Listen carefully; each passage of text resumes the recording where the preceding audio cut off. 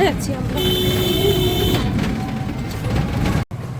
আমি আর ইয়ান নেমে পড়েছি, এই হেঁটে হেঁটে যাচ্ছি এখন মায়ের বাড়ি। আর ইয়ান যাচ্ছে ওর দিদির বাড়ি। অনেকদিন পরেই আসছে, অনেকদিন ধরেই বলছিল। আজকে আমরা যাচ্ছি অন্নপূর্ণা মন্দিরে, ওখানে ঠাকুর আছে। আমি আর বোন ওদিকে কাছে। কেমন আসছে না? এদের কেমন একটা আসছে।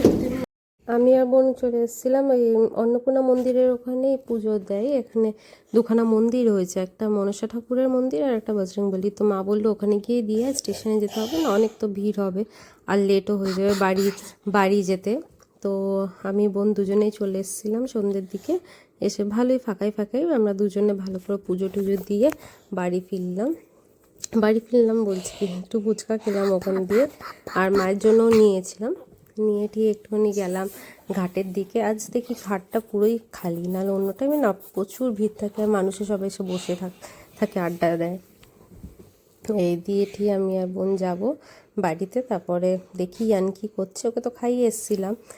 এবার বেরাবো বাড়ির দিকে, না হলে আবার রাত্রিরও হয়ে যাচ্ছে, ম্যাজিক পাবো না। এসে দেখছি এই ছোটোটা আবার মুড়ি খাচ্ছিল, দিদুন মাখিয়ে দিয়েছিল, এটাই খাচ্ছিল।